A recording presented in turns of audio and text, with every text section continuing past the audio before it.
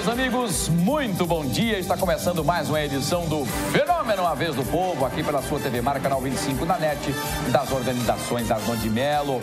E hoje é terça-feira, dia 2 de fevereiro de 2000 aliás, fevereiro não, é fevereiro mesmo, né? Tô louco já.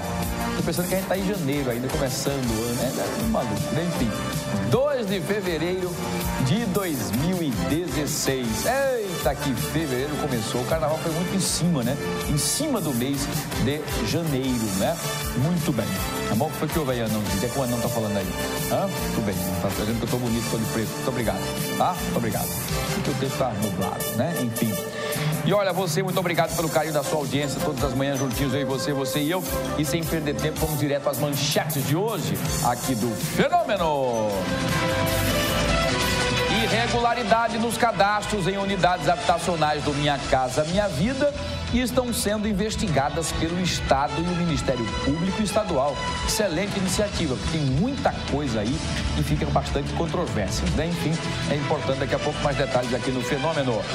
Prédios históricos no centro de Maceió estão abandonados e se tornam ponto para uso de drogas. Vou trazer os detalhes também aqui no Fenômeno.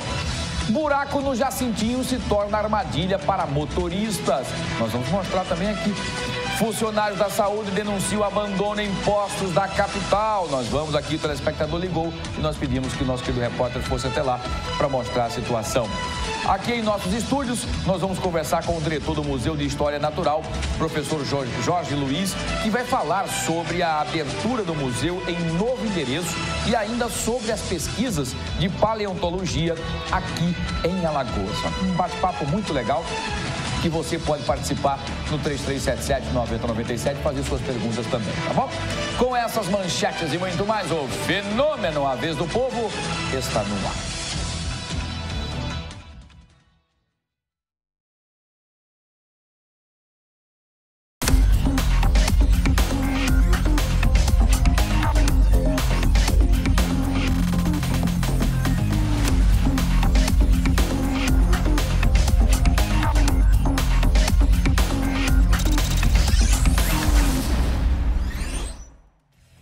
Fenômeno está de volta. Muito bem, muito obrigado a você sempre pelo carinho da audiência. Obrigado todas as manhãs juntinhos, eu e você e eu aqui no Fenômeno, a Vez do Povo. As notícias quentíssimas que aconteceram durante a madrugada, durante esta manhã ou a qualquer momento viram manchetes aqui no Fenômeno, a Vez do Povo. E muito obrigado a você em qualquer lugar que você esteja. Muito obrigado por nos deixar entrar em sua casa todas as manhãs. Muito obrigado. Entra na minha vida. Muito obrigado mesmo pelo carinho da sua audiência. Pois é, vamos ficar juntinho, eu e você e eu até o meio-dia com muita informação aqui no Fenômeno. E você pode continuar interagindo junto com a gente. Você faz parte desse projeto, você faz parte desse programa, interaja conosco. É mais uma ferramenta para que você entre em contato direto com as nossas produtoras, as nossas meninas superpoderosas, Patrícia Barros, Porlane Santos e a grande Laira Santa Rosa, comandadas pelo grande Volney Malta. Está de volta hoje. O Volney voltou hoje das suas merecidas férias, está de volta, né? Queimado da praia, Marquinha e tudo mais, né? Nosso querido Volney Malta voltou com força total, já está aí no comando da direção de jornalismo, tá bom? Muito bem.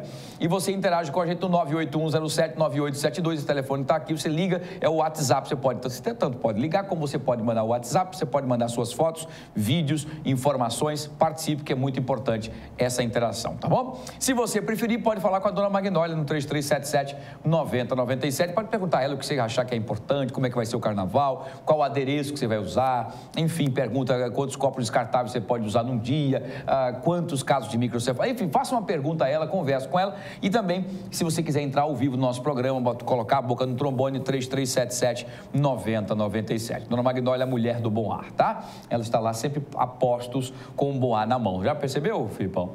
Que ela fica ali entre as duas fronteiras, né? A masculina e a feminina. Então, às vezes, quando há um descontrole, ela... Muito bem, dona Magnólia, parabéns. E olha, você pode também se tornar o nosso repórter cidadão. Como é que eu faço para participar, Wilson, e ser o repórter cidadão do Fenômeno a Vez do Povo? É fácil, baixa o aplicativo Skype no seu celular, no seu Android, no seu iOS, enfim... Baixou, você coloca TV Mar. Colocou TV Mar, você já está em contato direto com o nosso Master e pode entrar ao vivo conosco aqui para falar o que você estiver achando de importante na sua rua, no seu bairro e na sua comunidade. Interaja, porque afinal de contas, este programa é feito para você, por você e com você. Por isso, participem e sejam bem-vindos sempre, tá bom? E olha, sem perder tempo, direto à notícia. A Polícia Civil prendeu ontem Francis John Almeida de Melo, de 23 anos. Ele é gerente de uma agência bancária que fica situada no município de São José da Tapera. Ele foi preso pela Divisão Especial de Investigação e Capturas em cumprimento ao mandado de prisão preventiva decretada pela 17ª Vara Criminal da capital. Ele é acusado de facilitar, inclusive, uma ação de uma quadrilha de São Paulo, especializada em assaltos a bancos. A polícia suspeita que ele pode ter participado, inclusive, dos 2 roubos a agências de São José da Tapera. Ainda segundo a polícia, Francis John se tornou, inclusive, suspeito, depois do último assalto que ocorreu, tendo em vista que os bandidos já chegaram com a senha e as câmeras de segurança que gravavam as imagens do circuito interno da agência sumiram após o crime. Francis John também é natural do município de Batalha e foi preso em Olho d'Água das Flores, tá? É o ex-gerente. É muito estranha essa história, porque a polícia achou muito estranho primeiro. Os bandidos, ao entrarem no banco, na instituição financeira, foram bastante violentos com os outros funcionários, mas nem sequer tocaram no gerente. Ele não foi agredido. Essa é a primeira. Segunda situação, ao fugir, tinha um carro que era um Golf, que era o carro do gerente, e um Celta. Os bandidos fugiram no Celta. E eu vou perguntar aqui, se você fosse bandido, você que está levantando laje, tocando moto, vamos perguntar a você. Estou tentando chegar perto para o microfone chegar até você, viu? Vamos chamar você de José Olaud. Se você fosse bandido, tivesse 2 carros, sem desmerecer nenhum, um Celta e um Golf, você fez o roubo num banco, vai ser perseguido. Você sabe que a polícia está na sua cola. Qual era o carro que você fugiria? Um Golf? Claro, muito bem. Você é bandido mesmo, já percebi. Então, enfim, é a prova de que a pessoa realmente tem a intenção. Se quer fugir, vai procurar um carro que tenha mais potência, exatamente, tem mais potência que é um Golf. Mas eles fugiram no Celta. E aí a polícia começou a desconfiar porque o Golf era do gerente. Imagine, primeira situação, não bateram nele, não criaram nenhum problema, bateram nos outros funcionários, fizeram um maior terror com os funcionários, não fizeram nada com o gerente. Essa é a primeira. Segunda, fugiram, tinham 2 carros disponíveis para os bandidos que estavam fugindo com o valor. Primeira vez roubaram, parece que 50 mil e depois 700 mil reais. E na terceira vez, os bandidos, ao entrar na instituição financeira, eles já vinham certíssimo com a senha do cofre. Com a senha do cofre. Então, a polícia acabou fazendo aí todo esse mapeamento, e esse quebras-cabeças todos foram juntados ali, enfim, e a polícia acabou descobrindo que o gerente realmente tinha participação.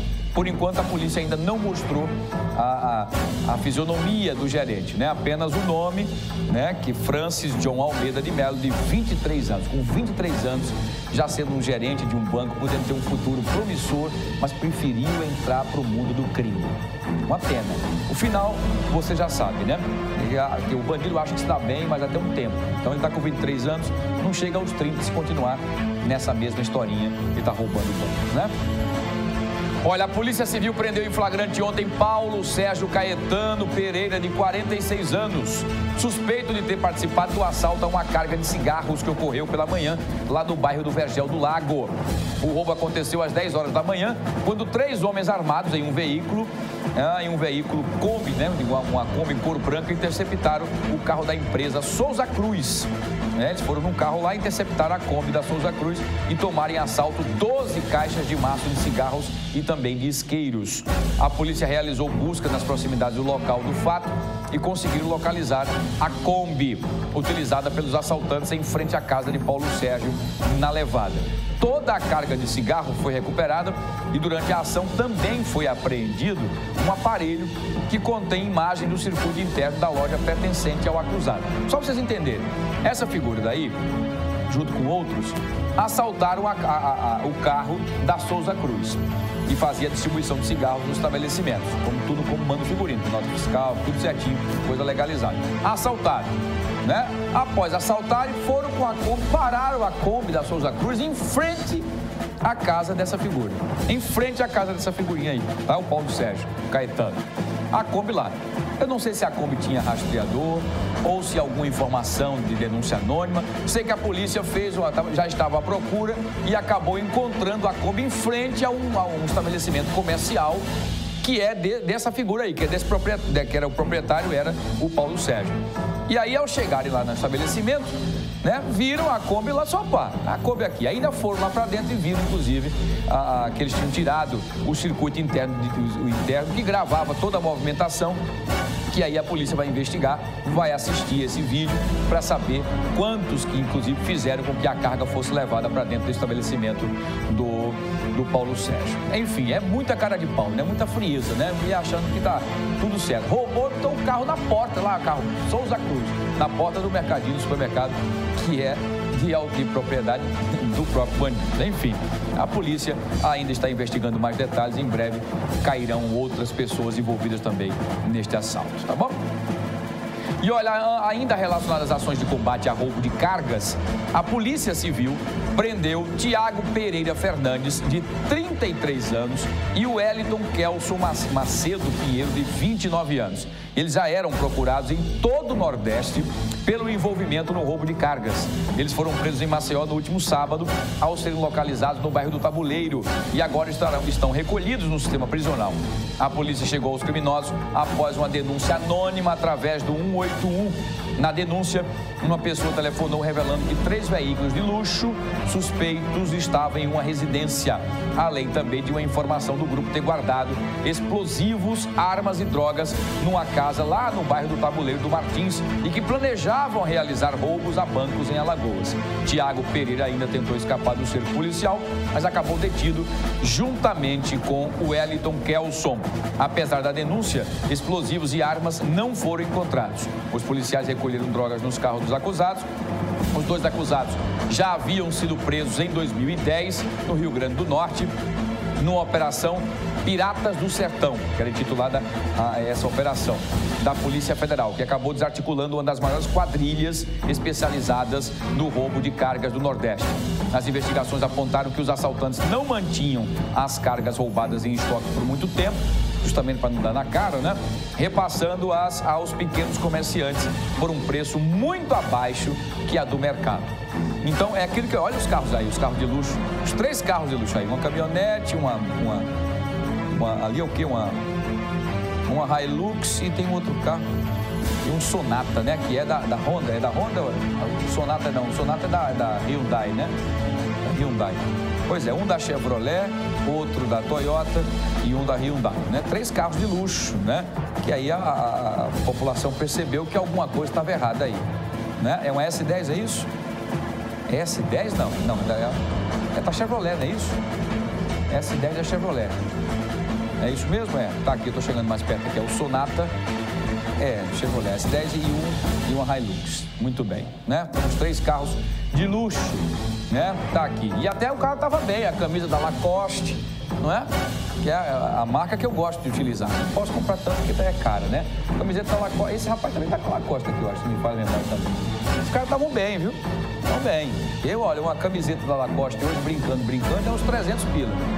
Viu? Camisa polo, pelo menos a média é 300 pila. Enfim, a polícia tem muita história para desvendar aí, porque é uma quadrilha grande, não são só esses 2. Deve ter mais gente aí envolvida nisso tudo. Uma pena, né? 2 jovens que poderiam estar trabalhando, fazendo a coisa certa, mas enveredaram para entrar no mundo do crime. Uma pena. Cai fora. Muito bem. Gente, olha, um homem foi preso no Vergel do Lago após a polícia encontrar com ele aproximadamente 330 gramas de maconha. O fato aconteceu na madrugada de hoje, durante uma operação deflagrada com a participação do BOPE e também do GECOC, lá em Bebedouro. Outro homem foi preso pelo mesmo motivo. A primeira prisão foi de Adriano Diodato da Silva, de 34 anos, e a droga estava guardada na residência dele, lá no Vergel do Lago. O outro preso foi Paulo Jorge Rodrigues da Silva, de 26 anos, e com ele a polícia acabou localizando 1,3 kg de maconha. Os caras estão tentando fazer um estoquezinho pro carnaval, né? Tentar vender no carnaval. E aí no bloco, aí tá. Aqui, tá, beleza. Dançando, daqui a pouco, cara, aqui. No bloco, né? Aqui no bloco, tá aí. Doidão. Aí pronto, chega no final do bloco, aí tá doido. Aí, né, não quer mais dançar, já quer criar problema. Alguém bateu nele, o cara disse, meu irmão? Tá me vendo? Não, velho, tá doido, meu irmão? E o cara que tá brincando no bloco com espírito de alegria, disse, não, desculpa aí, amigo, porque muita gente que vem batendo em vocês. Não, meu irmão, bateu em mim por quê? Quer criar problema, é? Ô, meu irmão, agora tu vai ver o que é bom. Aí pronto, começa a confusão no bloco, é tiro, pá. Esses são os problemas que são causados para quem brinca com isso. Às vezes, a droga é utilizada como motivo para fazer alguma coisa, tá? Porque eu conheço algumas pessoas que usam a maconha, né? Fumam a maconha dele lá na boca, o máximo que fica é meio aéreo, mas não criam, nunca vi roubando, nunca vi dando no povo, nunca vi matando, assaltando, então não tem desculpa, é igual quem bebe, né?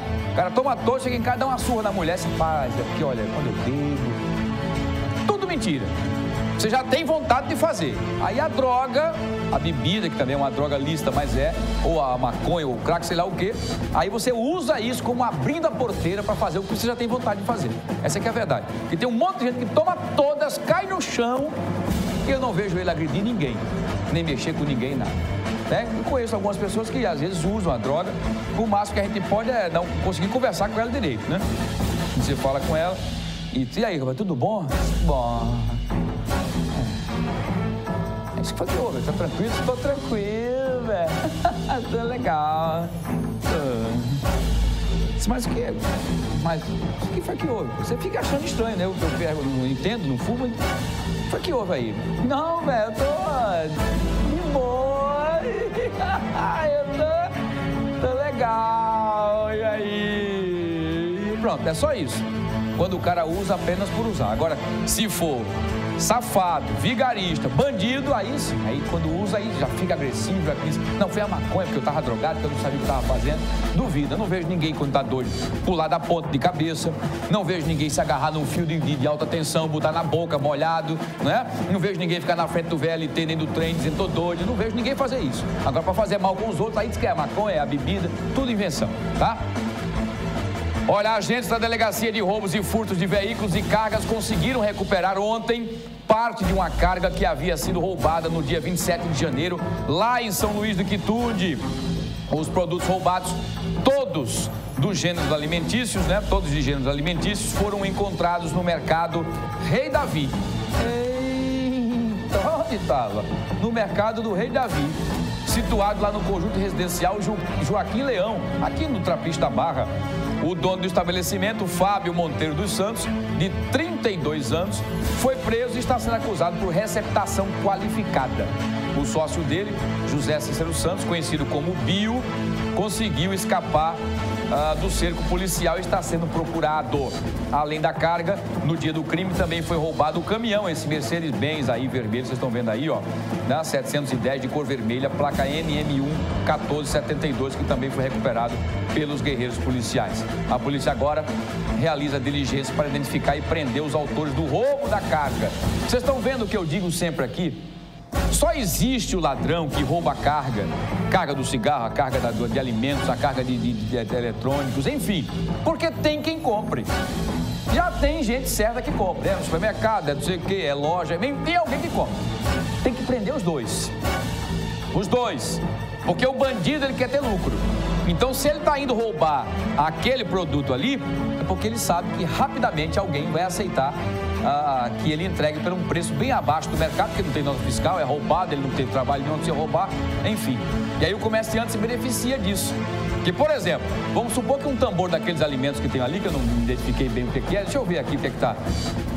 qual é o que tem naquele tambor, diretor? Coloca aqui. Deixa eu ver se dá para identificar aqui o que é que tem. Não sei, deve ser alimento, mas não dá para mozica, não dá para a gente identificar o que é. Pode ser soja, pode ser feijão, ninguém sabe o que é. Enfim, mas vamos supor que um balde desse aqui custe, sei lá, vamos dar um chute aí, eu não sei. Sei lá, você vendendo como manda o figurino, com nota fiscal, com tudo certinho, vamos supor que seja uns R$100. Um exemplo, eu estou chutando, não sei se é o que tem aqui, enfim, R$100. Aí ele repassa um balde desse para o comerciante por 30 ou 20 reais. É roubado. E aí o comerciante vai ter um lucro espetacular.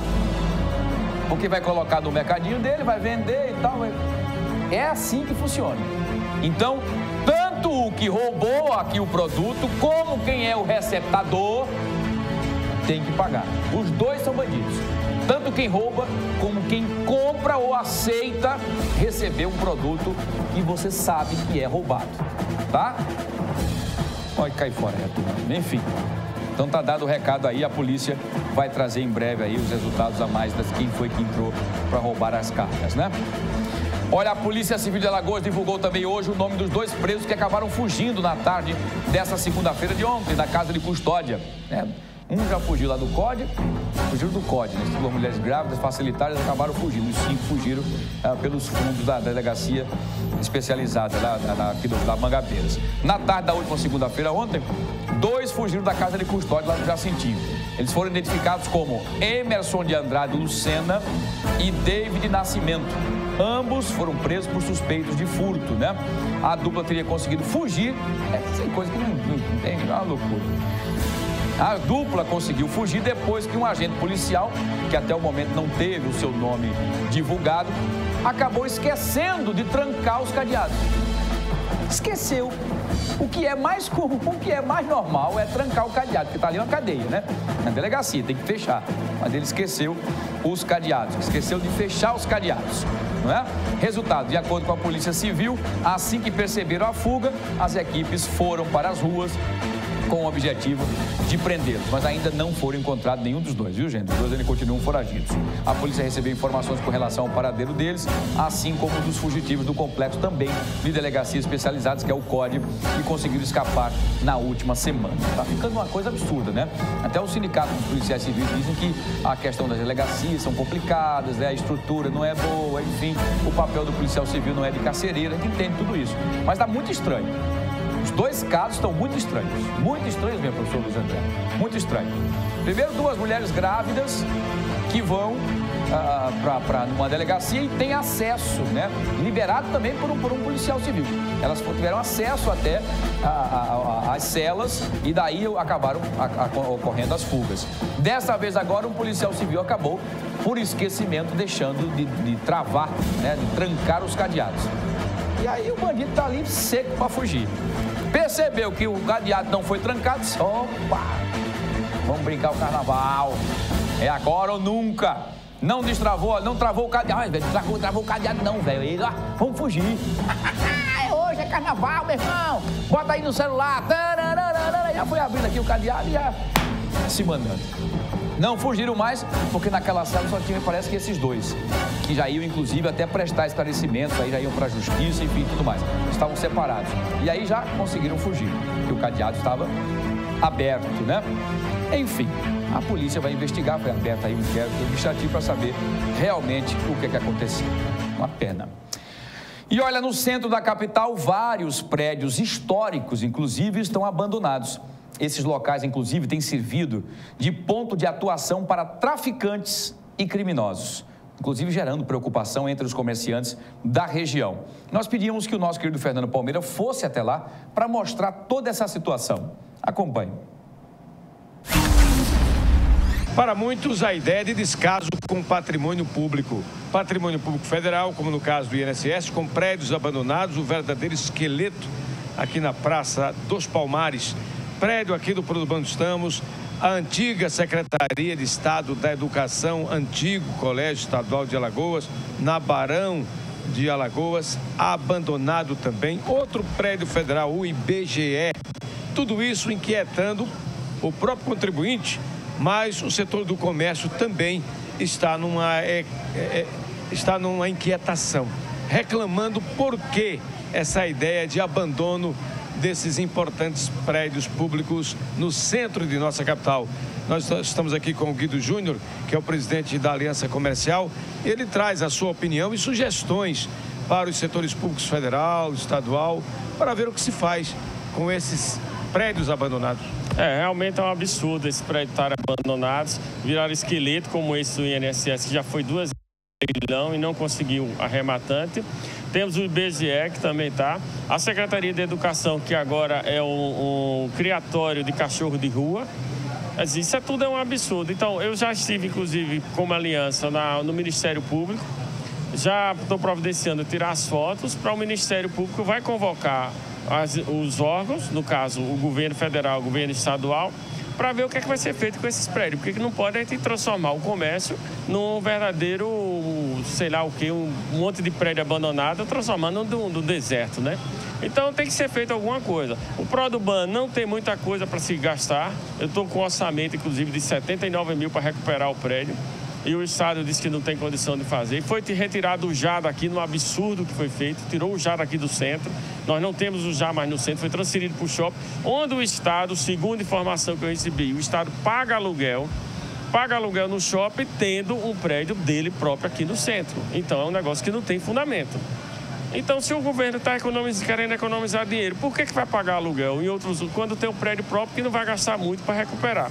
Então, cabe ao governo do estado tomar uma atitude e dar um destino para esses prédios. Em outras capitais, já há interesse em construção de moradia popular para policial militar, como, se não me engano, é no Curitiba que tem isso. Então, se não vai fazer nada com o prédio, então vamos reformar, vamos dar moradia. Não tem tanta gente precisando de moradia. Se o prédio está lá abandonado, a gente prefere até que seja uma moradia para gente decente, que não seja gente como aconteceu no INSS, que o povo estava lá assaltando, tudinho. Eu não tenho nada contra, mas tem que dar um destino para esses prédios. E cabe ao governo do estado tomar uma decisão e a gente está aguardando. Caso contrário, nós vamos dar andamento, nós vamos dar entrada no Ministério Público, para que o Ministério Público convoque o governo do estado e convoque o governo federal para dar um destino nesses prédios. Quem faz o comércio de Maceió, os empresários, têm reclamado do grande número de camelôs. Eu cheguei a sugerir numa reportagem de que o prédio do INSS fosse aproveitado verticalmente para se fazer lá um shopping popular e abrigar esse povo também, sem maiores despesas para recuperar aquele ali. É outra opção, porque esse prédio aqui do estacionamento, onde é feito os ambulantes estão lá, aquele prédio, o governo, a prefeitura está pagando aluguel naquele prédio, naquele terreno que era um estacionamento. Então, por que não fazer então um shopping vertical para os ambulantes também? É outra opção. Agora a gente precisa dar um destino, a gente não pode ficar no centro de Maceió, um local ainda nobre, onde o aluguel é caro. Eu digo porque eu pago aluguel aqui, eu sei quanto é que me custa. O próprio governo do estado está pagando aluguel em outros prédios, onde na verdade ele tem o prédio próprio dele. Então por quê? Por que não pegar a Secretaria de Educação e transformar num centro administrativo? É uma opção, o governo federal vai buscar dinheiro aí no BID, sei lá onde for, e constrói ali. O centro administrativo é uma opção, reunir todas as secretarias num lugar só. São várias opções que o governo cabe a ele tomar a decisão. As reclamações não são apenas o que fazem o setor do comércio central em nossa capital. Esses empresários querem sim o aproveitamento, afinal de contas é dinheiro do povo, é um patrimônio do povo, construído com os impostos do povo. É preciso olhar para o povo e principalmente para os empresários. Todas essas ideias são viáveis. A questão é força de vontade e vontade política. Com as imagens de Flávio Santos, aqui do Centro Comercial de Maceió, Fernando Palmeira para a TV Mar Canal 25 da organização Ardon de Melo, na NET. Perfeito. Nós estamos aí, assistimos a matéria aí com o nosso querido Guido e o Fernando também questionando. É uma situação complicada, né? Maceió vive momentos terríveis em relação a vários prédios. Nós estamos com focos, por exemplo. Vamos falar da questão de saúde pública, a questão do Aedes aegypti. Ponta Verde, Pajuçara e Jatiuca são os 3 pontos mais críticos em termos de incidência do mosquito, de ações do mosquito Aedes aegypti. Por quê? Nós temos uma grande quantidade de construções, uma grande quantidade de prédios abandonados. É só você olhar, em cada quarteirão você encontra um prédio fechado, não é? Ainda lá fechadão, e lá dentro a água acumulada da chuva, enfim. uma série de outras situações complicadíssimas. Nós temos ali aquela piscina do Alagoinhas, o que era antes áureo, hoje vira ali um berçário para o Aedes aegypti terrível, e enfim, assim nós vamos vendo uma situação. E a questão dos prédios, nós temos muitos prédios históricos, bonitos, fantásticos, que estão fechados. Por algum motivo, briga de justiça, briga da família, inventário e tal e tudo mais. Você vê, tem um hotel vizinho ali ao Riacho Salgadinho, era um hotel, não sei se era o Hotel Atlântico, se não me falha a memória, acho que era o Hotel Atlântico, se não me falha a memória, né? Que inclusive tem até algumas pessoas da minha família que são proprietários dali, acho que a gente conhece alguém, enfim. E tem uma briga, inclusive, de família de quebra de braço, que o prédio já não serve mais para nada. Um prédio, inclusive, onde o próprio Roberto Carlos se hospedou na época. Era um ambiente, era um local fantástico ali. Hoje, você só vê ruínas, os pedaços das construções lá e aquela coisa feia na praia central da avenida ali. Além de, o que tem lá dentro? Imagina as coisas que deve ter lá dentro, sujeira, enfim, é terrível. E vários outros prédios que nós estamos vendo também, esquecidos, enfim, eu não sei o que se pode ser feito para isso, né? Se uma interdição ou se um pedido urgente para que o proprietário ou quem estiver à frente daquela discussão ali possa dar uma solução, uma limpeza. Nós temos tanto isso em prédios como em terrenos, né? Ainda vê muita gente reclamando da vida, né? Aí a gente vê nas ruas fogão, geladeira, sofás, um armário, eu encontrei agora aqui, o cara colocou um armário ali, eu vou obrigado novamente aqui no canto, um armário. Quer dizer, as pessoas estão trocando as mobílias, estão dizendo que está em crise. Meu sofazinho está velho, tudo ele para trocar e não tem dinheiro. Aí eu vejo na rua um monte de sofá jogado aí e tal, enfim, é terrível. Gente, olha, daqui a pouquinho eu vou conversar com o professor Luiz André, mas, olha, por maioria dos votos, né, o Pleno do Tribunal de Justiça de Alagoas decidiu pela condenação do deputado estadual Dudu Holanda, com pena de 3 anos e 6 meses de reclusão em regime aberto.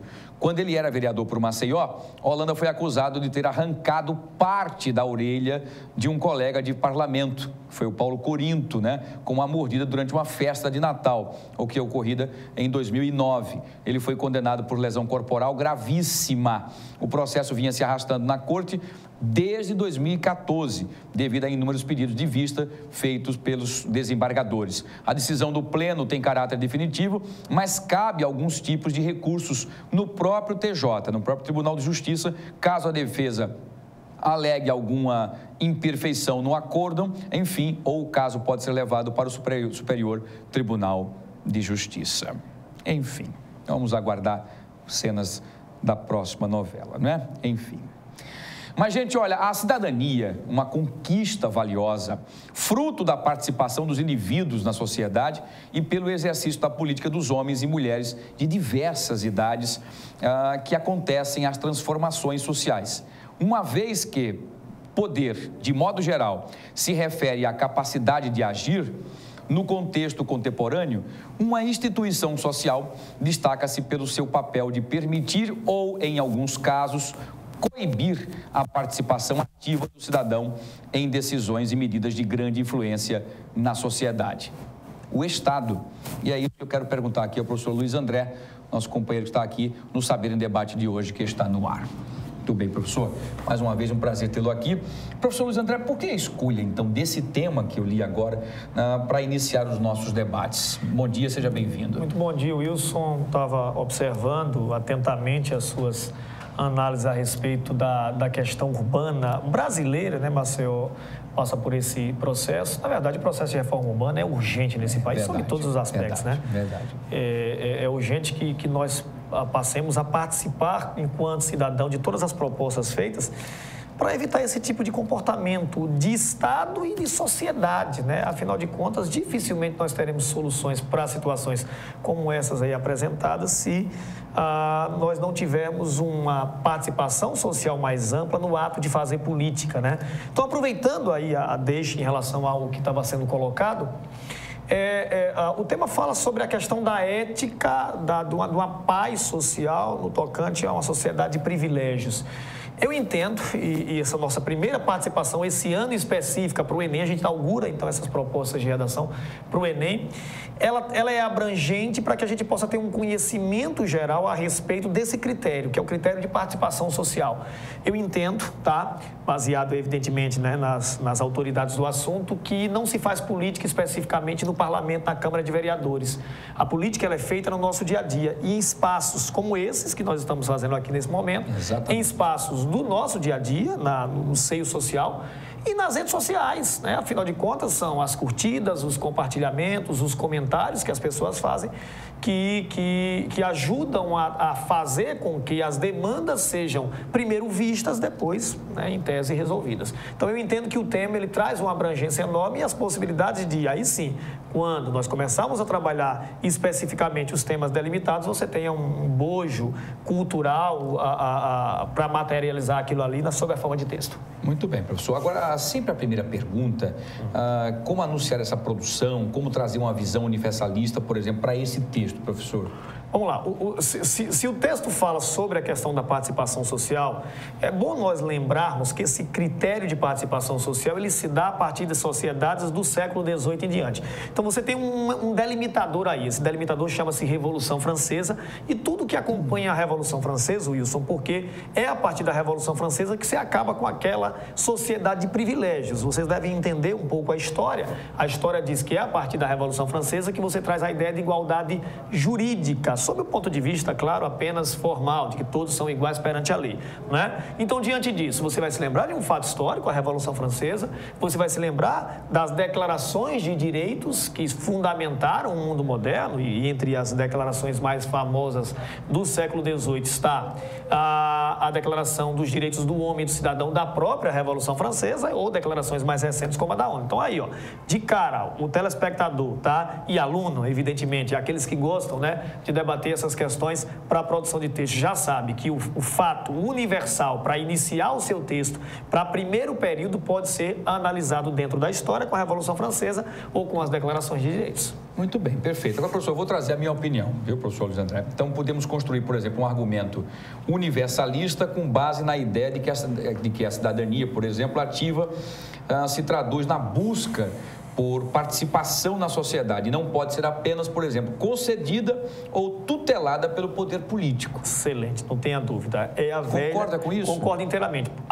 Vamos deixar claro que, juridicamente, existe a participação direta do cidadão. Mas, na prática, a gente sabe muito bem que isso é muito complicado. Por quê? Porque as burocracias estabelecidas pelos regimentos, e aí eu tenho um conhecimento a respeito do regimento da Câmara Federal, do Poder Legislativo Federal, impede que plebiscitos, referendos sejam feitos. Muito provavelmente, você é conhecedor que é da Câmara de Vereadores, sabe como funciona isso no nosso parlamento aqui de Maceió, né? Então, essa participação, ela precisaria de uma maior ação, isto é, a materialização dos fatos. Aí eu trago para você um debate muito importante. Enquanto leitor da sociedade, eu entendo que as pessoas como um todo estejam passando por isso aí. A democracia, da maneira em que ela foi construída, Wilson, eu entendo que ela está falida. As mesmas demandas do maceioense, do brasileiro como um todo, elas são demandas presentes nos Estados Unidos, na Europa, em países árabes até, onde a questão democrática ela não é ainda muito clara. Eu entendo que aquele modelo idealizado no século XVIII, eu mais ou menos trago uma ideia de alguém como parlamentar eleito em Nova York e para a Filadélfia representar, né? Como é que ele iria para lá? Né? Ele pegaria o quê? Um cavalo? Iria de quê? Tá? É rigorosamente a mesma, né? Se nós formos, por exemplo, ao aeroporto aqui nosso de Alagoas, de Maceió, e num dia de segunda-feira nós vamos encontrar os nossos representantes embarcando para Brasília e voltando, muito provavelmente, numa quinta-feira. Quer dizer, esse modelo democrático, de fato, ele está sendo, no mínimo, questionado. Então, a busca de outras participações, e essas participações são as mais variadas, eu entendo que são necessárias. Então, concordo inteiramente que essa é uma tese principal. Aliás, você acabou de lançar uma tese aí fantástica para a nossa redação. Não sei se eu vou ter a mesma sorte que você teve aí de trazer e acertar na mosca. Como o nosso amigo Iago, né? O Iago grande Iago. Como é que está o Iago? Feliz da vida. Iago está inscrito nas faculdades, nas federais aqui da região da Bahia. Está aguardando, então, o processo de chamada. Caramba, muito feliz, não tenha dúvida. Muito bem. Parabéns ao professor Luiz André e a todos aí do Sabendo Debate, que fez um trabalho espetacular, né? Agora, professor, em proposta, por exemplo, assim, de conteúdo mais aberto, como fazer para trazer, por exemplo, essas teses secundárias, né? É de livre escolha, por exemplo, do aluno. Quem é que pode escolher isso? Vamos lá, aí depende da prova. Em prova de Enem, ela é delimitada. Vamos lembrar dos 3 últimos temas? Um falou sobre a lei seca. A outra sobre a publicidade infantil no Brasil, a partir de uma resolução do CONANDA que proibia, tal, aquela discussão toda. A desse ano, a persistência da violência contra a mulher. Não era da violência, mas da violência contra a mulher. Né? Baseado em fatos sociais, como, por exemplo, a lei do feminicídio, a Maria da Penha, aquela questão toda. Em temas assim, e nós não estamos trabalhando esse tema de forma aberta à toa, as pessoas têm que primeiro pensar como trabalhar o tema, para depois entrar nos fatos específicos, qual é a solução que nós entendemos ser a melhor. Nós buscamos, por exemplo, a delimitação das ações secundárias na própria redação. Então, você faz uma introdução. Vamos construir uma introdução aqui? Pode ser? Pode ser, nossa, então, vamos trazer a ideia de um Estado presente, criado pelos homens com a razão, com o propósito de assegurar as nossas liberdades, né?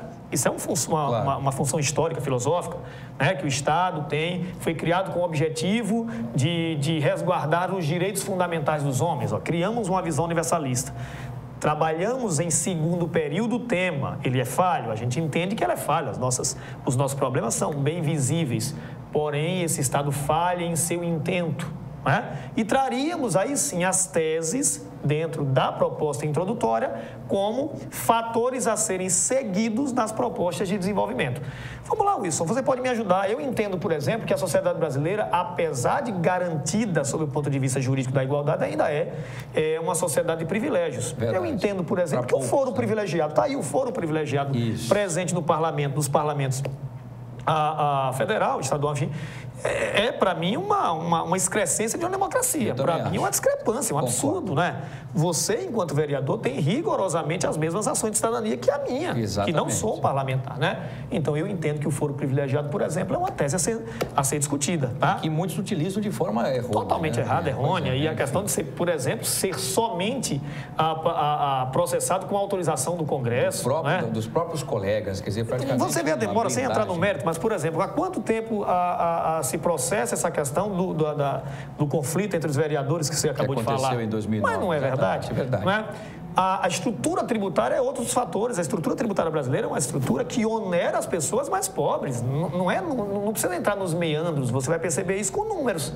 Né? E se mostra que, da forma em que ela é colocada, você percebe que as pessoas mais pobres acabam pagando mais, o que seria o inverso. Qualquer lógica de cobrança de tributo. Quem tem mais paga mais, quem tem menos paga menos. Não tem sentido. Então, você poderia trazer isso aí como teses secundárias. Vamos considerar que você pudesse fazer uma proposta para 4 parágrafos, traria a questão do foro privilegiado no primeiro de desenvolvimento, a questão da estrutura tributária no segundo de desenvolvimento, e aí conseguiria fazer sua redação, entendeu? Então é simples, claro, tem que ter um conhecimento prévio, mas é assim que... Lê bastante, a leitura é fundamental, a gente discute isso aqui há quanto tempo já, né? Professor, fantástico, eu acho fantástico que você vai relatando e eu vou viajando, eu vou imaginando a redação sendo construída ali com as suas dicas, é muito fácil, a gente consegue chegar, não é à toa que o Iago tirou aí. Que bom. 1000. Abraço aí ao Iago, abraço ao professor Gustavo que está aí fora também. É verdade, não só o Iago, mas a todos que chegaram a 900, 800. É verdade. Acima de 900 em provas de Enem é essencial para... E foi uma grande quantidade, né, no Saber de Debate. Tem ideia,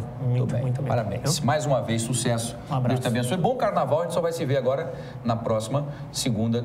Essa de carnaval não, a outra. A outra de carnaval. Que bom, então. Então estou liberado para pular. Pode pegar sua serpentina e seus confetes. Muito bem. Um abraço a todos. Grande, professor Luiz André. Muito bem, muito sempre inteligente, competente, dando essas informações muito importantes aqui no nosso programa Vez do Povo, para que você que é aluno, você telespectador, possa ter uma noção fantástica aí em relação à redação e a toda a história, de uma forma em geral, né? Enfim, é muito importante, tá certo? Vamos fazer o seguinte, nós vamos para o intervalo comercial, a gente volta já. Não sai daí não. Tem muita coisa ainda no Fenômeno Vez do Povo. Eu volto já.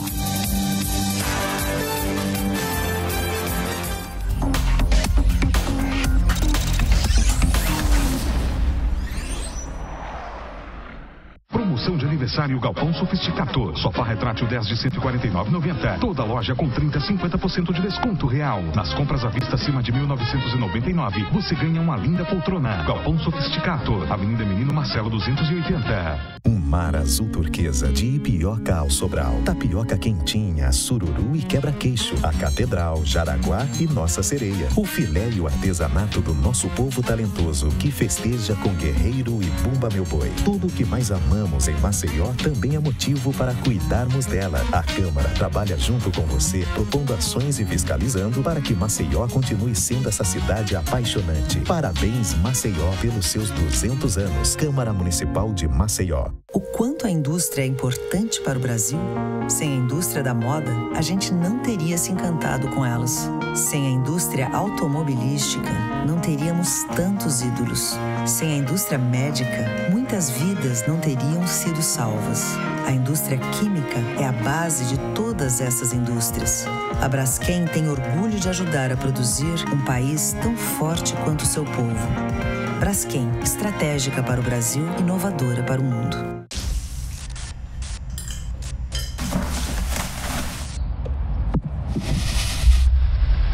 Ô menina, anda logo, tira isso daí, para trabalhar. Maria tem 10 anos e tem sua infância destruída trabalhando em um lixão. Isso precisa mudar. Trabalho infantil. Você não vê, mas existe. A Prefeitura está iluminando a vida de milhares de maceioenses. Diversas luminárias receberam manutenção ou foram instaladas por toda a cidade, inclusive em comunidades que há tempos sofriam com medo das ruas escuras, como o Conjunto Salvador Lira. Antes minha mãe não deixava eu jogar aqui, sabe? Porque era muito escuro. Com a iluminação nova, a segurança e a qualidade de vida só melhoraram e a população voltou a usar os espaços públicos, como praças e quadras esportivas. Meu filho hoje pode ficar na praça, eu não fico mais vigiando ele como antes. Diversos outros bairros, conjuntos, ruas e avenidas por toda Maceió também estão sendo beneficiados com uma iluminação de qualidade. Um trabalho da Superintendência Municipal de Energia e Iluminação Pública. A população também pode ajudar avisando de postes que precisam de manutenção. Ligue para o Disque Luz 0800 031 9055. A ligação é grátis. Iluminação, investimento da Prefeitura para um novo tempo em Maceió. Tem coisa na vida que a gente nunca esquece. Como aquele café quentinho pela manhã, o abraço apertado daquele velho amigo, a criançada brincando no final da tarde, o cuscuz maravilhoso que a gente sempre quer mais. O nascimento do terceiro filho, celebrado igualzinho ao primeiro. Aquele bolo quentinho e delicioso para comemorar a formatura da sua filha. É difícil esquecer desses bons momentos. Mais difícil ainda é esquecer os sabores que marcaram esses bons momentos. Coringa, forte como o povo nordestino. Ela demonstrou tanto prazer de estar em minha companhia. A rede de atendimento do Apvida não para de crescer. Além de contar com 3 Apclínicas, Maceió ganhará em breve uma hemodinâmica e novos leitos no Hospital Maceió. Porque você é o maior bem do Apvida.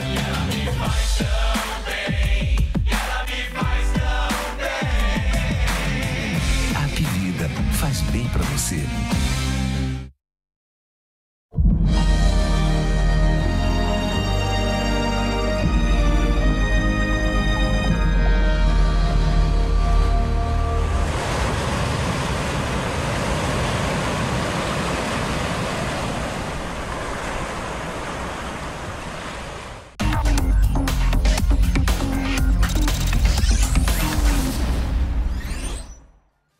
Pois é, estamos de volta com o Fenômeno A Vez do Povo, aqui pela sua TV Mar, canal 25, na net das organizações Armando de Mello.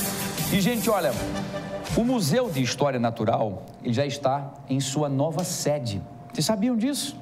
Pois é, não sabia agora. O espaço que funcionava no antigo Centro de Ciências Biológicas, que era o CCBI, na Praça da Faculdade, no Prado, passa por seus últimos retoques para ser aberto ao público. Olha que legal, e um local bem centralizado, é fantástico. A previsão é que isso aconteça até o final de fevereiro, final desse mês.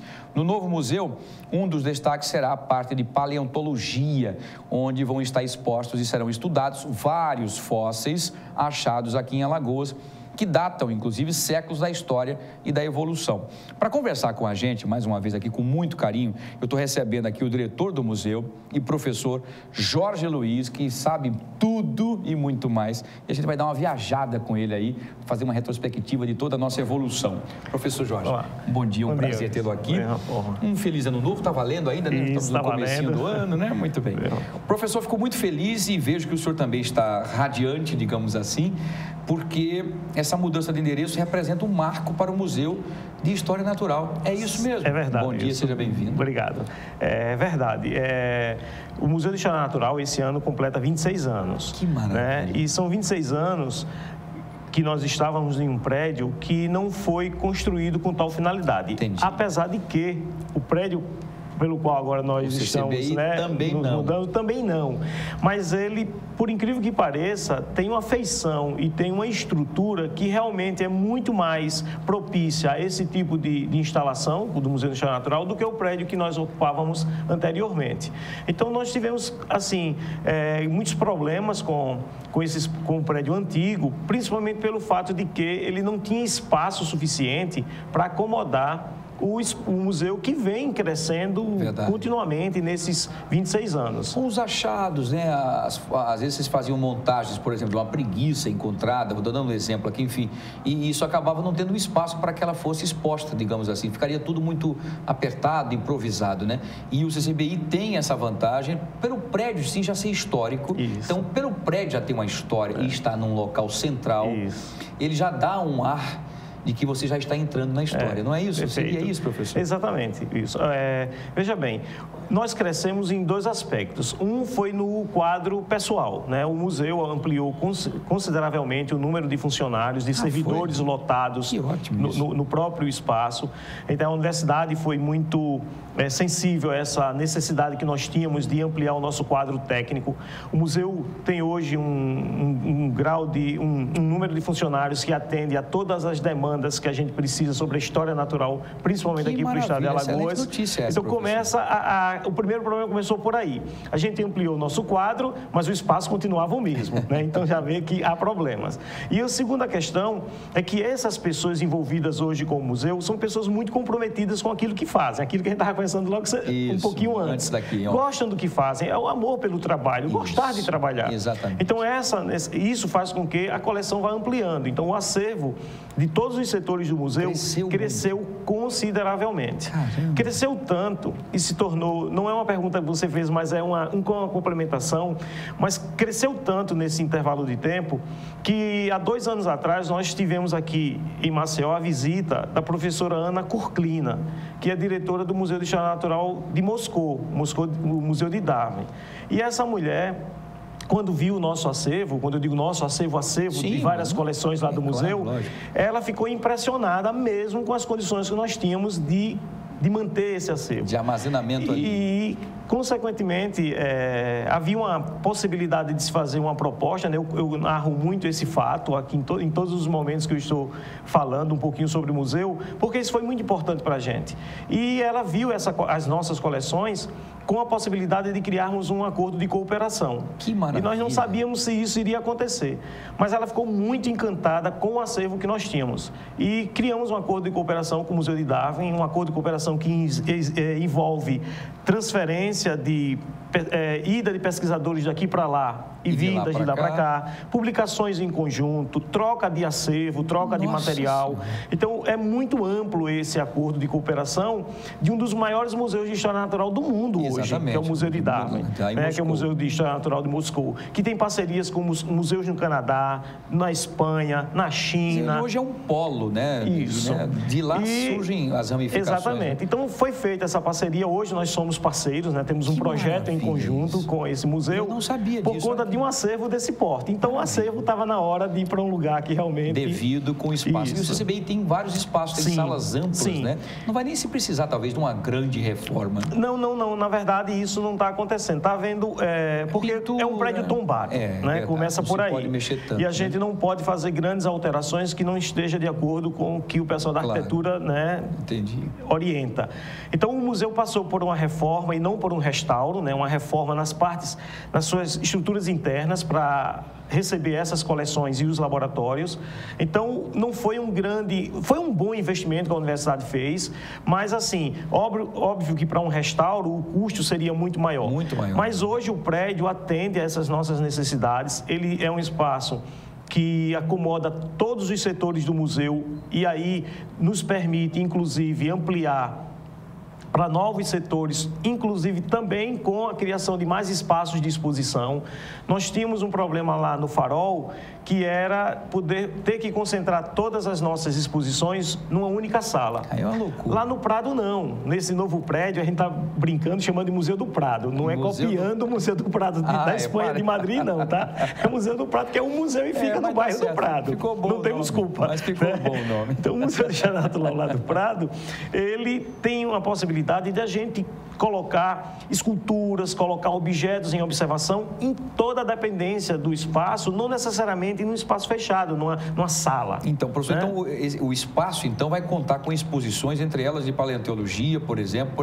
O espaço lá, como o senhor está dizendo, que vai ser fantástico, que tem espaço suficiente para apresentar tudo isso. Essas exposições, por exemplo, devem ajudar aos alagoanos a conhecer um pouquinho mais da sua história? Perfeito. Nós queremos, sim.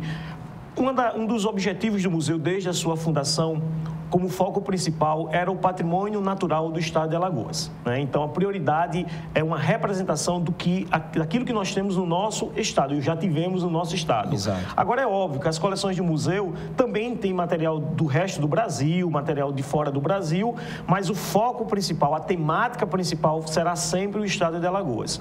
Então, o povo alagoano, principalmente as escolas, né, em todos os níveis de formação, as pessoas que estão visitando Alagoas terão a oportunidade de conhecer um pouco dessa história, desde a pré-história, desde o início, né, do momento em que nós ainda estávamos há 400 milhões de anos, que é o início dos fósseis que nós temos aqui no acervo do museu e que são fósseis encontrados em Alagoas, de 400 milhões de anos até 10 mil anos, que é essa história geológica do planeta que a gente tem documentada, até mais próxima.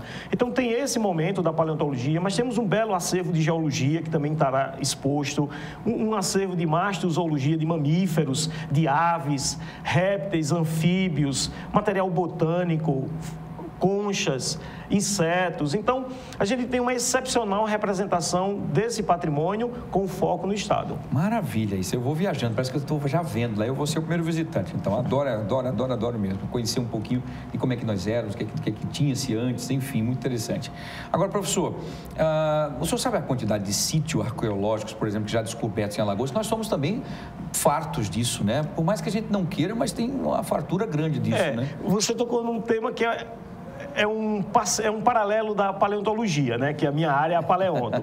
Mas hoje no museu, Wilson, você lembrou bem, nós temos inclusive o setor de arqueologia, né? O setor de arqueologia era uma proposta desde a sua fundação e há 2 anos a universidade abriu vaga para um arqueólogo para ser lotado no museu, fizemos esse concurso, hoje temos uma arqueóloga no museu e do ponto de vista da arqueologia, né? Que é um pouco parecido, assim, não é a mesma coisa, claro, mas a gente tem alguma coisa em comum, né? Pelo menos os trabalhos, a forma de trabalho. O pessoal, a gente tem mais de 300 sítios aqui no estado de Alagoas, sítios arqueológicos, desde os sítios históricos, esses sítios mais recentes, né, da época da colonização, como temos uma quantidade considerável de sítios arqueológicos no estado que não foram nem, inclusive, catalogados nem registrados ao IPHAN. São sítios que estão sendo descobertos com muita frequência na região semiárida, que é dos paleoíndios, né? O material encontrado pelos primeiros habitantes do nosso território. E a cada tempo que passa, a cada ano que passa, mais descobertas vão sendo realizadas. E isso para vocês, por exemplo, a paleontologia, por exemplo, professor, já dentro da sua área, logicamente, tem tido muitos avanços aqui em Alagoas também, não é? Também. Qual o mais importante que o senhor possa dizer? Todos são, que eu sei que são todos filhos. É verdade. Mas eu sei, perguntar isso para quem ama o que faz é uma coisa impressionante. Mas talvez o mais importante para a história, digamos assim, de um esteio, por exemplo. Tem algum que você possa lembrar? Temos duas situações bem interessantes. Temos uma mais recente, que é o material do Pleistoceno, né, aproximadamente 20 mil anos, que é a ocorrência de uma preguiça gigante, que eu também falo muito sobre isso, lá no município de Piranhas, que é um caso único na paleontologia mundial. A gente encontrou a mãe e o filhote desse animal. Caramba. Aqui no Brasil só existem 2 filhotes de preguiça gigante. Um que foi encontrado pelo Lund, né, pelo Peter Lund, em 1700 e alguma coisa, nas cavernas de Minas Gerais, e esse é um material que foi estudado pelo professor Cartelli, lá de Minas Gerais. Então, é o único filhote de preguiça gigante que tinha sido relatado para o Brasil. Só que aqui em Alagoas, em 2010, nós encontramos um outro filhote de preguiça gigante com uma diferença. Ele estava acompanhado de um adulto, que possivelmente é a mãe. E onde os ossos foram encontrados foi na região que corresponde a essa área abdominal. E é possível que essa preguiça estivesse prenha quando ela morreu. Então, esse é o único caso no mundo. Isso está sendo muito discutido, muito comentado dentro da paleontologia brasileira, pelo fato de que só temos 2 filhotes e o nosso caso ainda é mais diferente, é muito mais excepcional. Que parecia que o filhotinho estava no ventre, Isso, né? Então, a possibilidade desse primeiro registro realmente de um animal que morreu nessas condições Nós temos um município que até fez uma reprodução de uma preguiça grande, isso, que seria algo parecido com aquilo. Uma praça e tal, enfim. Lá em Maravilha, é verdade. Exato, Maravilha. E aí a outra ocorrência interessante é essa que a gente está fazendo aqui na linha de costa. Aqui na linha de costa do estado também temos uma excelente ocorrência de fósseis. E esses fósseis, a gente começou a estudar há 4 anos atrás, e havia uma incógnita muito grande sobre essas ocorrências, porque se falava muito na literatura de registros apenas de restos de peixe, fragmentos de vegetais. Hoje, nós estamos encontrando um material muito mais completo, de uma diversidade assim impressionante e que daqui a pouco vai servir para a gente recontar a história de como foi essa linha de costa na época em que nós estávamos nos separando da África, que é muito interessante. É verdade. Porque a literatura científica relata de uma forma como eram esses ambientes. O que a gente tem encontrado tem mostrado uma outra história e aí breve a gente vai estar publicando e mostrando realmente como foi que se deu essa linha do estado de Alagoas, né, essas bacias costeiras, de como esses ambientes eram. Esse desmembramento. Isso, né? E como esses ambientes eram, a gente chama de paleoambientes, como eles eram há 120 milhões de anos. Caramba. Então, vai contar um pouquinho, vai fazer uma diferença grande a nível nacional. Legal, isso é muito bom, a gente aprende, além de aprender um pouquinho, faz a gente viajar, né, imaginar algumas coisas, né, enfim, e buscar o conhecimento, né, para não ficar desinformado. O senhor está falando aí, eu acho fantástico, mas a gente que não entende, né, que é apenas curioso, mas não é estudioso do assunto, a gente acaba dando uma viajada e isso nos aguça a visitar o museu, a perguntar, a sondar mais, enfim. Porque aqui o nosso tempo é curto, televisão, porque eu queria ficar só uns 3 meses aqui falando, mas é muito legal. Mas agora, daqui a pouco, a gente vai mostrar depois uma matéria, quando estiver pronto já o museu, que tem telespectador ligando para saber quando será entregue, quando poderá já começar a receber a visitação. A reforma foi em 2 etapas, né? A primeira etapa foi a parte de trás do prédio, não após o claustro, que a gente tem aquela região central aquele círculo lá do ICBS, do antigo ICBS, hoje o museu. Então, a parte posterior, a reforma foi feita primeiro ali para receber os laboratórios e os acervos. Foi concluída.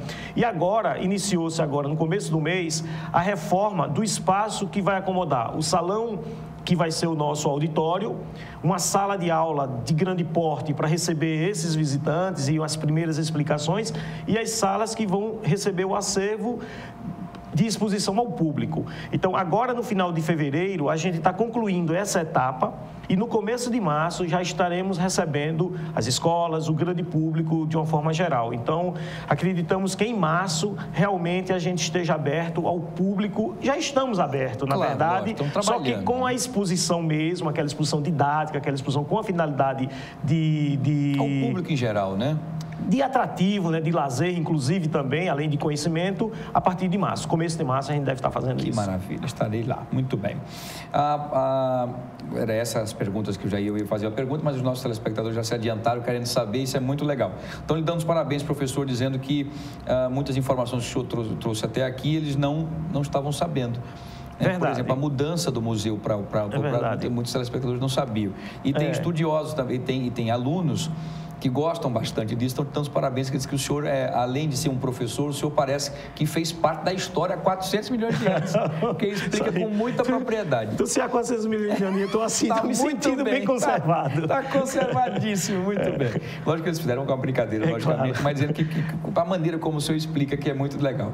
Parece que viveu naquela época, isso é muito interessante. Então, receba muito bem. Tem telespectadores dando os parabéns também pela sua luta e querem saber, então, que só existe um paleontólogo e um arqueólogo, é isso? Um arqueóloga? Uma arqueóloga, No museu nós temos hoje uma arqueóloga e na paleontologia eu respondo por ela. Okay. Mas estamos formando nossas equipes. Pronto, eu tenho alunos que saíram, foram fazer mestrado, doutorado e estão retornando para montar uma equipe, porque tem muito trabalho e precisa de mais gente. Muito bem. Então, com essa mudança, a evolução será grande, então, dos estudos e das exposições. Sim, sem dúvida. A gente quer... O espaço, Wilson, é muito bonito, né? Aquele prédio, ele emociona quem entra naquele prédio. Eu conheço pessoas que nunca entraram naquele prédio, entram pela primeira vez e se apaixonam. Pois é. A gente tem uma história de vida lá, porque ensinávamos lá, claro, né? Então, a universidade tem uma história de vida para muita gente. Mas ele apaixona quem o conhece pela primeira vez. É um espaço muito interessante, uma região que faz parte desse circuito turístico para o litoral sul do estado de Alagoas. Vai ficar ainda muito melhor, porque a Praça da Faculdade está sendo revitalizada. Está sofrendo então, isso vai dar um aspecto muito melhor para aquela região. E aos sábados e domingos, o lazer para visitações, então será fantástico. A gente quer realmente transformar esse espaço em mais uma opção, né, de espaço para o povo alagoano e para quem se interessar um pouquinho pela história natural. Muito bem, professor. Adorei mais uma vez aqui a sua presença e suas explicações, como também os nossos telespectadores. Receba o carinho dos nossos telespectadores. Tá bom, obrigado, agradeço. E eu fico muito feliz com essa interação, que eu acho muito legal. Tá? Tem alunos te dando os parabéns. Tá bom, obrigado. Você é um professorzão. Muito bem. Tá dado o recado, então. Muito bem. Bom, eu conversei aqui com o diretor do museu, o professor Jorge Luiz, não é? E a gente fica muito feliz, professor, de recebê-lo aqui. Sempre que precisar, esse espaço está disponível. Eu vejo a sua emoção, eu acho que é muito interessante isso. É verdade. Porque é a emoção de quem faz o que ama, não é? Com muito carinho, com muita dedicação, e receber esse carinho de quem o senhor está formando, eu acho que é o melhor pagamento de um professor, de um mestre. Então, o senhor dá os parabéns, obrigado. Em nome de todos eles. Obrigado. Parabéns mesmo, parabéns a todos os guerreiros professores. Sejam bem-vindos sempre, viu? Sempre que precisar, esse espaço está à disposição. Tá bom? Bom? Vamos cobrir lá. Assim que o museu for aberto, nós vamos entrar em contato com o senhor. Faremos uma festa. Vai ser muito legal. Nós estaremos lá prestigiando e mostrando aqui aos telespectadores, tá bom? Muito obrigado. Tudo de bom, bom carnaval e até da mesma forma a abertura do museu novo lá, do Museu do Prado. Museu do Prado. Muito bem, professor. Obrigado. Fica aqui com a gente. Nosso querido diretor, nós vamos para... Muito bem, diretor, muito bem, diretor. Diretor sempre antenado. Nós vamos agora, sem perder tempo, direto à notícia. O governo do Estado e o Ministério Público Federal estão atentos às supostas irregularidades nos cadastros em unidades habitacionais do Minha Casa Minha Vida. Entre elas, pessoas com faixa de renda fora do programa estariam recebendo os imóveis. É possível. Nós pedimos que Fernando Palmeira fosse até lá para desmistificar tudo isso e trazer as informações precisas. Vamos acompanhar, vamos ver. Obras sociais relevantes. Programa Minha Casa Minha Vida. Para os desabrigados das enchentes, idosos, pessoas carentes, sem tetos. A demanda é muito grande ainda. Mas problemas também aparecem, a exemplo de Rio Largo. E vem exatamente para que a Secretaria de Infraestrutura do Governo do Estado equacione junto ao Ministério das Cidades os problemas que estão acontecendo. Uma reunião com o Ministério Público Federal é importante e acontecerá essa semana com a secretária Aparecida Machado. Vamos saber o que é que tem em pauta e quais as principais preocupações. Bom dia, Fernando. O que acontece é o seguinte, as famílias de Rio Largo que se sentiram preteridas no tratamento do cadastro procuraram a Secretaria de Infraestrutura para fazer um pedido, que a gente tratasse, verificasse a situação. Quem vai, na verdade, observar se o cadastro foi tratado corretamente ou não é a Caixa Econômica Federal. Mas a CEINFRA se colocou à disposição, tanto dessas pessoas quanto do Ministério Público, para fazer as fichas socioeconômicas dessas famílias, para tratar dentro dos critérios do Ministério. Essa discussão que a gente está levando para o Ministério Público na quarta-feira. Dois conjuntos do programa Minha Casa Minha Vida em Rio Largo estão a carecer de uma reorganização nas entregas. É o caso do conjunto Antônio Lins, com 3.600 casas, 1.750 1.851 entregues e 1.849 invadidas. Conjunto Barnabé de Sica, também Rio Largo, 1.461 casas para os desabrigados das enchentes de 2010. Uma demanda que está aí reprimida e precisando equacionar, porque, além de invasões, as entregas foram feitas de forma irregular para pessoas sequer cadastradas. As famílias que ocuparam o segundo módulo do Antônio Lins, o Antônio Lins ele é dividido em 2 módulos, um já foi entregue para as próprias famílias de Rio Largo, o outro é para a gente da região metropolitana, que foi inscrição do governo do estado. As famílias que se sentiram prejudicadas ocuparam esse segundo módulo do Antônio Lins e é a pedido dessas famílias que nós vamos fazer o tratamento desses cadastros para que elas possam ir ocupando as unidades que estão invadidas no residencial Edson Novaes e outros residenciais lá em Rio Largo, à medida que a Caixa Econômica for fazendo essa desocupação. Então, primeiro a gente hierarquiza o cadastro, ou seja, põe dentro das regras do Ministério das Cidades. As regras são as seguintes: primeiro, tem prioridade quem reside em área de risco. Segundo, mulheres chefes de família. E terceiro, pessoas que têm idosos na família. Nós vamos fazer os cadastros, verificar essa situação, colocar numa ordem de prioridade e, à medida que as unidades forem sendo desocupadas, eles ocupam essas casas. O que é que a senhora espera dessa reunião com o Ministério Público Federal? Eu espero que saia de lá uma decisão sobre o que tratamento a gente vai dar para que a gente possa iniciar esse tratamento dessas famílias e dar continuidade à obra do Antônio Lins, que está paralisada por conta da ocupação. É preciso bom senso a partir da própria Prefeitura Municipal de Rio Largo, para que auxilie a CEINFRA e observe as orientações e até as determinações do Ministério Público Federal, para que se faça justiça social no sentido mais exato da palavra. As casas para quem realmente precisam. Aqui da Secretaria de Infraestrutura do Governo do Estado de Alagoas, com as imagens do Flávio Santos, Fernando Palmeira para a TV Maracanã 25 da organização Arnon de Melo, na NET. Excelente a iniciativa da secretária Aparecida. Fantástico, é isso mesmo. Chamar a responsabilidade, chamar o Ministério Público para participar também e trazer as informações se tem alguma coisa torta aí. Problema que essas casas acabam sendo utilizadas por alguns para alguma troca de barganha, para alguma coisa. Quem for errado, que pague no maior rigor da lei. Porque, na verdade, essas casas, a minha casa, a minha vida, para alguns é meu desespero, minha loucura. Porque as pessoas fazem o cadastro, não sabem como vão fazer, aí depois um diz que é do outro, o outro que não tem nada a ver, que tem uma renda bem superior ao que é determinado, acaba tendo acesso à casa, e quem é pobre, que não tem condições nenhuma de ter o seu teto, acaba sendo preterido disso. Então é importante que traga as responsabilidades, e quem tiver com envolvimento, com esquema, usando politicamente para alguma coisa, para favorecer X ou Y, isso não existe. Cidadania é para quem precisa.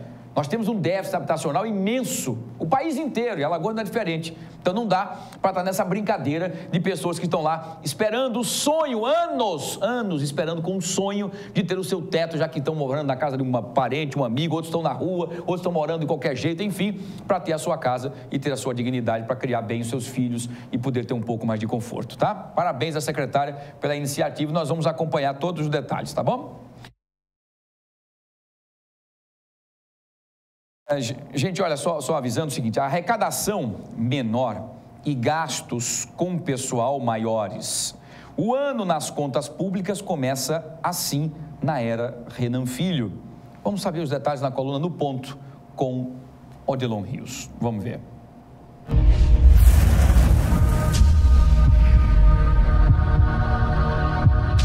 Em 2015 terminou para o governo Renan Filho com um diagnóstico ruim. A despesa bruta com pessoal cresceu 13%, mas a arrecadação do ICMS e do IPVA foi menor comparando o ano passado com 2014. O ICMS teve queda de 6,25%, menos 150 milhões de reais nos cofres do Estado. O IPVA caiu 10,5%, menos 22 milhões. A despesa bruta com pessoal aumentou porque Renan Filho contratou mais gente.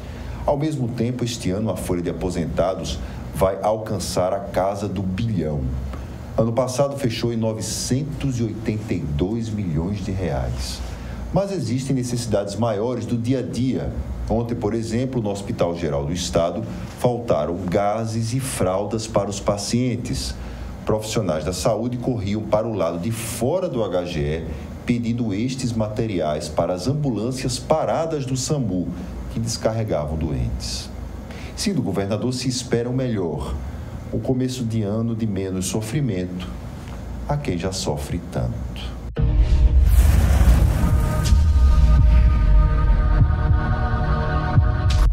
Muito bem, esse foi o Odilon Rios, sempre no ponto.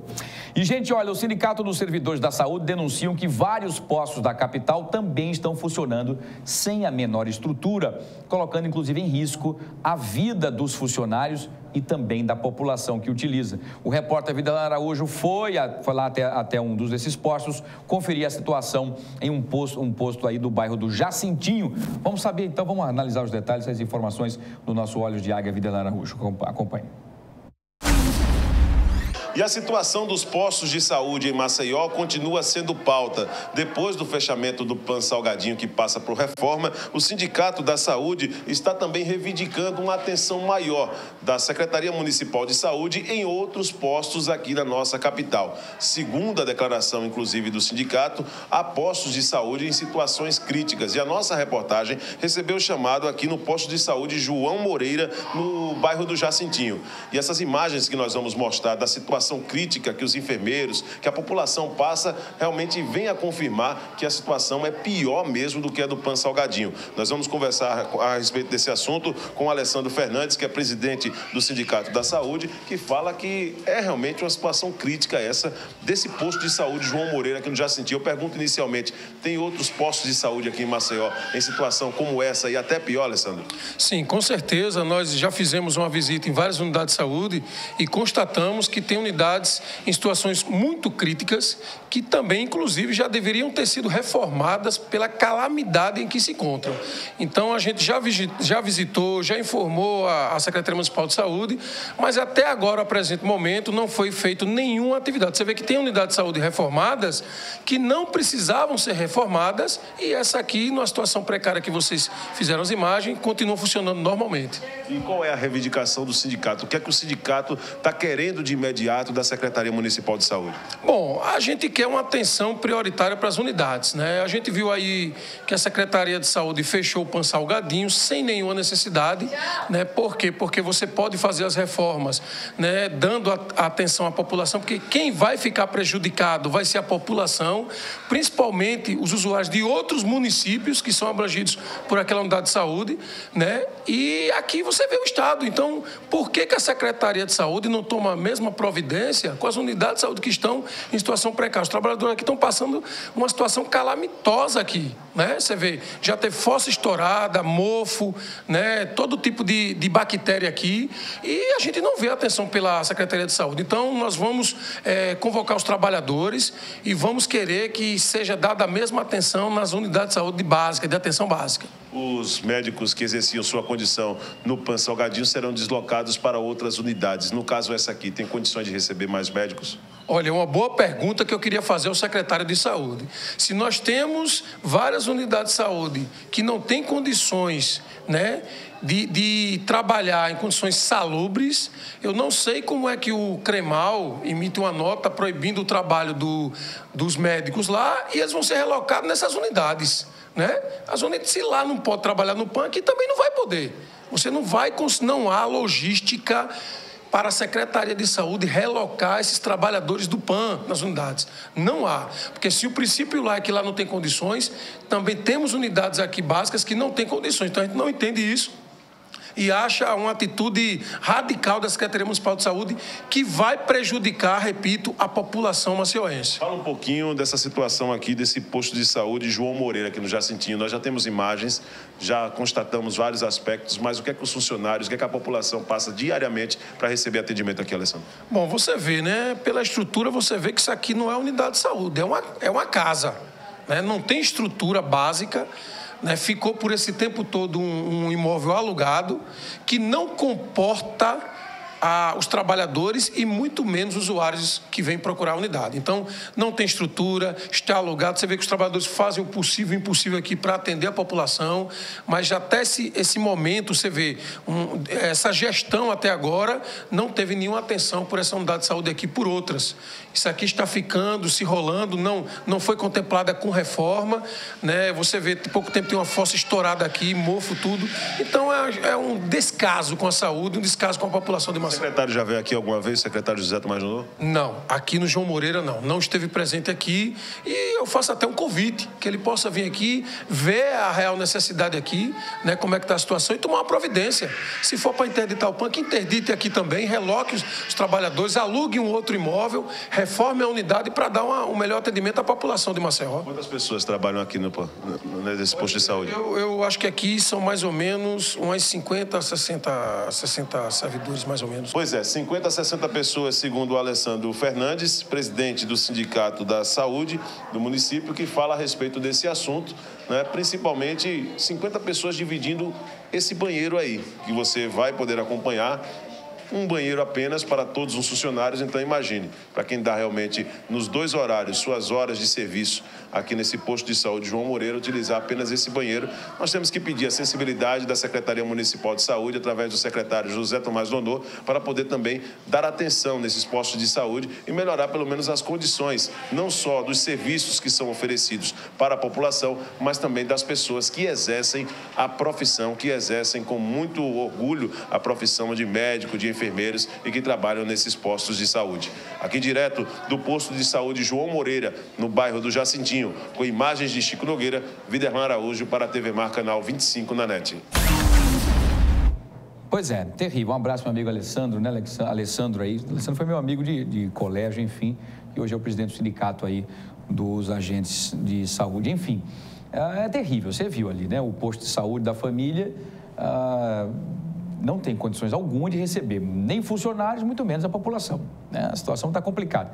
E esse é um problema aqui da nossa capital Maceió, não é de agora, isso já vem se arrastando há muito tempo, por vários motivos. Primeiro que as casas, os prédios são alugados, então não se pode se fazer tanta coisa, porque às vezes o proprietário não deixa que se faça mudanças para atender bem a população. Isso é um. Segundo, a crise que se alastra e pegou também todos os municípios, a Maceió não é diferente, em relação à questão financeira e os cortes na saúde do governo federal. Também outro problema seríssimo. E, enfim, às vezes se faz a reforma que era necessária, se constrói o posto de saúde, mas não se tem a quantidade de funcionários suficientes para atender a demanda das pessoas daquela região. Às vezes um posto de saúde com 2 médicos, ou um às vezes, né? Para você ter ideia, eu recebi a informação hoje, lá na rádio, em Rio Novo tem um médico só para atender aquela população toda do bairro de Rio Novo. É impossível, o médico não consegue atender. E se o médico ficar doente, pronto, acabou. Aí não tem substituto, não tem... Enfim, é preciso ser feito realmente uma radiografia, um pente fino de toda a situação da saúde no Brasil inteiro. Não é só porque é Maceió, não. Em qualquer lugar do país. Maceió sofre mais porque somos mais pobres, mais difíceis, mais dificuldades e tudo mais. Enfim, vamos torcer que isso acabe. Porque, na verdade, de tudo isso, quem sofre mesmo com toda essa precariedade é a população que precisa, não vai para lá porque, eu vou para lá porque eu acho bom sofrer, não. Vai porque só tem lá mesmo. 94%, acho que 94%, eu coloco, acho que eu boto 94%, acho que até mais. 94% da população utiliza e só tem a condição de utilizar o serviço público de saúde. Imaginem. Você ir com o seu filho doente para um posto, chega lá, não tem o médico, como é que não tem condições, está quebrado, faltou energia, faltou água, não tem aquilo, não tem o medicamento, não tem a gás, não tem isso, não tem a luva para o médico atender, não tem a água para o médico lavar a mão. Imaginem. É um sofrimento grande, tanto para os profissionais como também para a população. Vamos torcer que a gente lute. Eu sei que não é fácil. O secretário de Saúde, José Tomás Nonô, que tem 90 dias apenas que assumiu a pasta, está tentando, de uma forma ou de outra, dentro das condições, né, financeiras possíveis que ele encontrou, tentando agilizar da melhor maneira possível para que a saúde possa dar uma melhorada, não é? Mas, cada vez que aperta o cinto lá de cima para cá, a tendência é piorar. Terrível isso. Então, vamos estar lutando, brigando, cobrando e dando espaço para que a população possa falar, os representantes também, para que o poder público possa enxergar e possa resolver o problema. Porque, na verdade, a única preocupação de todos nós, a minha principalmente, é que a população não passe mais sofrimento do que já está passando.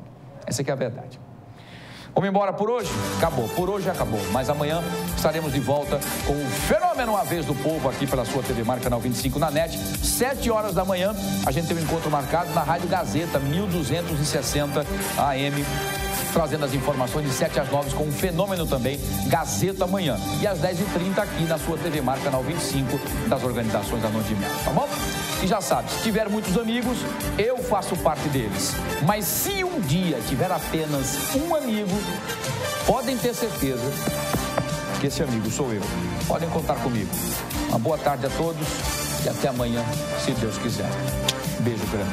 Tchau, tchau.